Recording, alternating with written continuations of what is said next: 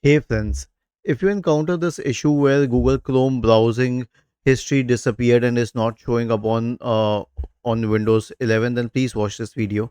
Now, one case is that there is a setting which says that when you exit Chrome, all history will be deleted. Now, if that is the case, then it's a different thing. But here's what I believe is the problem.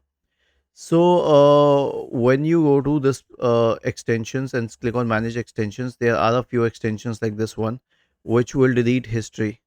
So you can remove these extensions. If this doesn't help, then straight away reset the browser. Click on these three dots here and select settings. Okay. And then go to reset settings, restore settings to original defaults, and then reset settings. Was this helpful? If yes, then please subscribe to the channel.